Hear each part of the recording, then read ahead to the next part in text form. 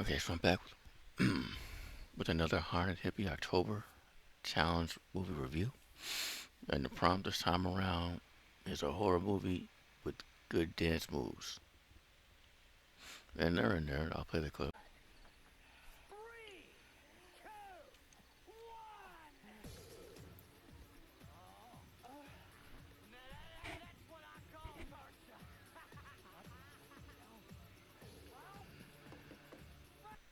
Oh, you are. I didn't hate the moves. So here's how I found it. I went to IMDb, put in dance moves and horror, and this came up. Now I could have cheated and just copped out, watched the Michael Jackson Halloween special, but beyond the music, it's boring, and I didn't really like the animation.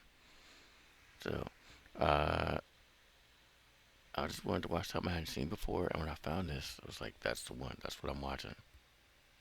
From Morgan Killer Doll to Killer Tongue. Why not? I mean, in horror, we've had Killer Pinatas, Beds, um, Gingerbread Men, tires, multiple tires that aren't related for some, I don't know, vaginas, penises, eyeballs, uh,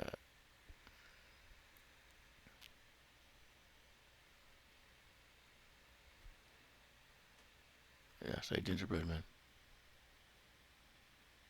Yeah, and now Killer Tongue. Why not? But now I grabbed this shirt to wear for the review, just pulled it out, unfolded it and everything, and saw there were aliens on it, which is perfect because there's aliens in this movie. Let me read the synopsis. A bank robber seeks refuge in a desert gas station run by nuns. Awaiting her boyfriend's release, an alien meteorite transforms her, like you saw in the trailer here, into a flesh-craving monster with a monstrous tongue, while her poodles become drag queens. Yeah, as you can see, it stars Belinda Clark there, or Mindy Clark, however she goes by. And once again, she's from Return of the Living Dead 3. See my review on that, yeah. And once again, she's wearing a full bodysuit that, but is still somehow exposed. Like, not too much the imagination. Looks fine here. YouTube should be happy with that. No 18 plus tag, but yeah, I guess they did that in the 90s. And it looks great, by the way. It looks great. What I knew about this movie going in is I seen pictures of the killer tongue. I'm like, okay, that looks pretty cool. Uh, and that was pretty much it. Like, I knew this existed. And I seen pictures until I sat down and watched the trailer before I watched the movie and saw that the tongue talks. Like, an hour into the movie, like, literally to start the third act, but it talks. Like, okay. So, yeah. And I was not prepared for what I saw in this movie. I'm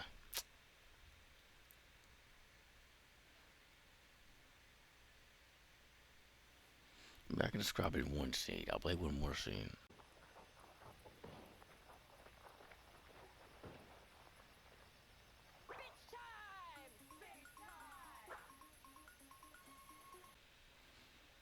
Yeah, bitch time. It's a better job than I'm about to do in describing what I just watched. I mean, the synopsis is true, that happens, but like so much more does. Like I blinked, and I feel like I missed important stuff. I turned my head slightly, important stuff. Like I didn't get to finish my food, just sitting over there. Like I was literally at the edge of my bed with the remote like this because I just couldn't believe what I was seeing. I wasn't trying to miss anything. And yet I'm still having trouble explaining what I saw because I tried to do it before with the wording. I'm pretty sure YouTube wouldn't like. I don't know because it sounds like something else. I So yeah, that's what happens basically, and I didn't even know that going in. Like I was confused. Like it starts with this scene. What in the world? Mustache hairs. Starts with this scene of Belinda Clark sitting in a room, just red, blue, green, all the colors on her face. Each one's like a filter. I don't like it. And she's just talking about something like it. And then it cuts to the nuns. No, her dude in jail, I guess, and then to the nuns. Nice. So her dude in jail because of the robbery, and she's waiting for him. And as she's waiting for him, you saw it in the trailer, something crashes through her window into her food. She eats it. That gets the tongue. But parallel to that, what's not advertised is that these nuns, which by the way are interesting nuns, this ain't Sister Act. Like they were interacting with each other anyway, so it was like touching her face, and like it was like okay. And then see, I remember one nun gave another CPR, but like who gives CPR with tongue? Like I'm not specialized, but I'm pretty sure you don't use tongue. She was in there. Yeah, I've only seen that one other thing, Two and a Half Men, which yeah, and coincidentally, it was against two people of the same gender. So yeah, that one of the nuns ends up leaving for whatever reason. Again, I must have blinked again. Um, and she's walking on a path which seems familiar. Like I like that the movie tries with the religious stuff, but like obviously this ain't that movie. Like she's walking through this middle of nowhere, lost. Sounds real familiar, don't it? And so finally she finds, yeah, salvation, I guess. And she comes across uh, Linda Clark's dude. Who, by the way, I skipped a lot because he was attacked earlier after he escaped, and like, he managed to get away. But then they came across this pink rock thing that's never explained. That's connected to somehow every character, and one dude went to check it out, exploded. It resulted in her dude flying back. He had a pickaxe in his hand. He flew back. He went his chest, and he's laying there for quite a while, still alive. Till the nun shows up and heals him, so she has actual power. So you're like, oh, she's gonna fight Melinda Clark? No, not really. Her powers never really resurface again. She heals, takes it out. She heals dude. Is back on her way after she leaves him there. And then there's a moment where he's connected, changed to a truck, walking throughout the middle of nowhere. She's changed to a bed, walking out the middle of nowhere. They're running to each other, and then they run into each other because somebody else finds this pink thing. Whenever somebody touches it, they all get really excited. I don't know.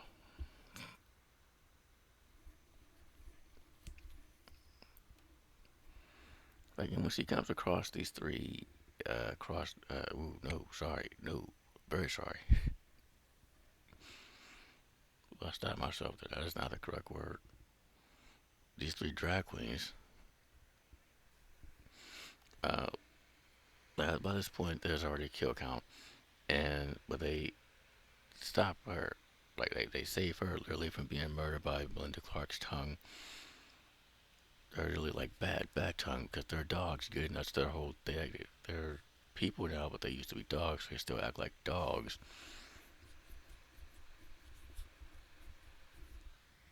You know what I mean? Like how Buddy Love was acting like a dog in Nutty Professor 2 with the fits. No, I mean, like, they like to, as I was talking about, lick people because dogs do that. And now they're like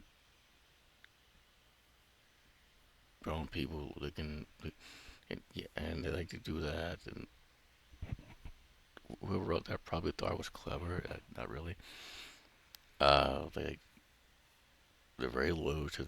Linda Clark is dogs loyal. You get the idea. And when they introduce herself to her,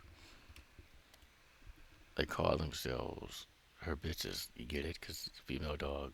They're uh, drag queens. Yeah, that was almost clever. Uh, so they protect her from Melinda Clark, and they give her a makeover. Yeah, did the same thing, I believe. The makeover, I mean, in that movie. What was it? To Wong Fu. Thanks for the. Let me look it up. Thanks for the something, Julie Newmar. With like Wesley Snipes, Patrick Swayze, John Leguizamo. It's a long title.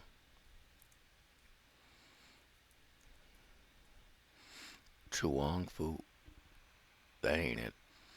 Uh, there it is. To Wong Fu. Thanks for everything, Julie Newmar. Like in that movie, there's three drag queens slash. I don't know if it's yeah, drag queens. And one's John Leguizamo, it's a Latina dude. One's Wesley Snipes, a black dude. One's Patrick Swayze, a white dude. Same here, Latina dude, black dude, white dude. I don't know if that's on purpose or it came out the year after actually. So Killer Tongue did. There's a scene in there where they make over some girl too as well. Um,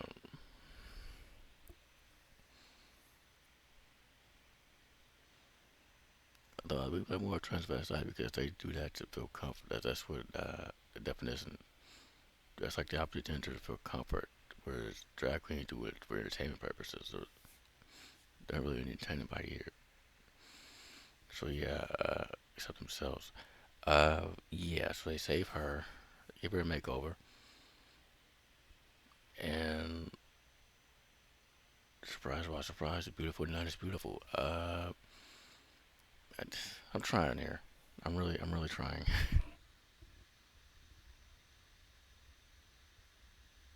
You're still watching. Thanks.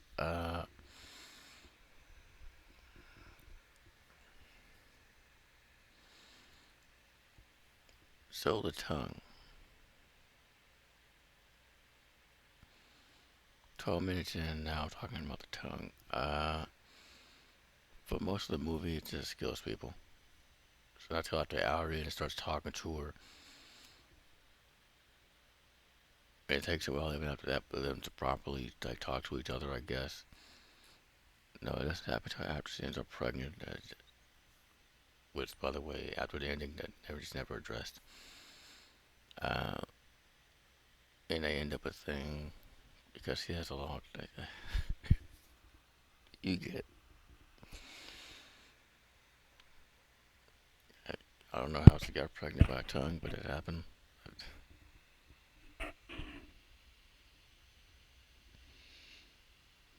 But it is all after she catches her dude with the nun. Because again, somebody touched the pink thing, and they all see what I mean with the. I can't explain it without it sounding like something else.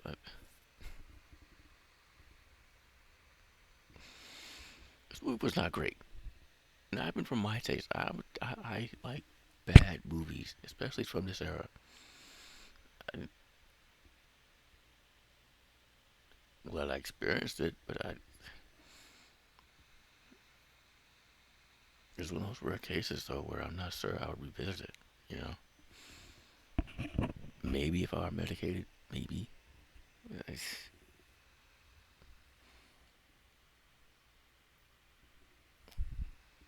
Robert Englund. Yeah, let's talk about Robert Englund. He's the chief, and his introduction is awesome because the words "fuck you" are tattooed on his knuckles, and he's punching the dude.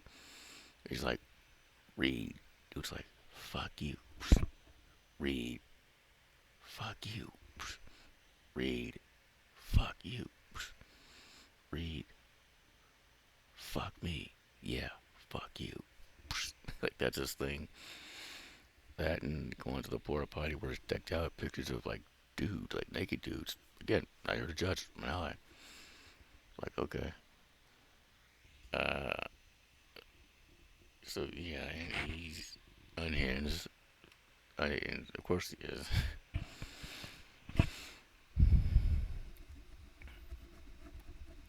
And he is awesome in this movie. So is Belinda Clark, honestly. Doug Bradley's in this, by the way, which I didn't realize. So that's something. You got some names here in the genre. Uh, I, Big showdown at the end. Robert Englund, the boyfriend, the nun, some fourth dude versus Belinda Clark and her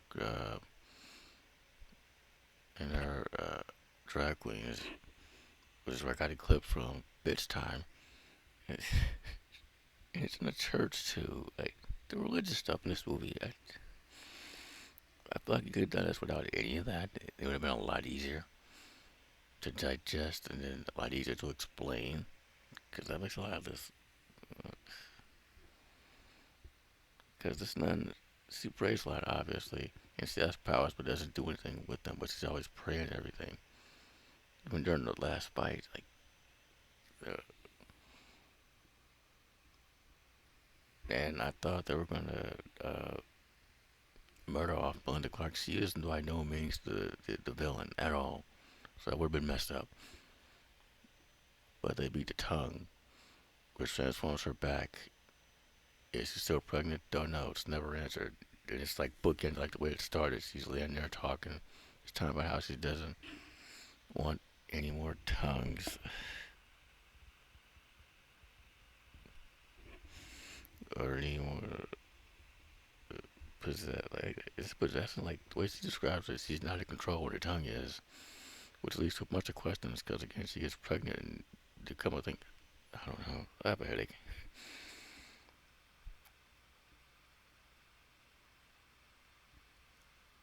Well, I was really sure it was going to be my sort of bad movie. I don't believe it is. It's disappointing. Thank you for watching. I'm done talking about this movie.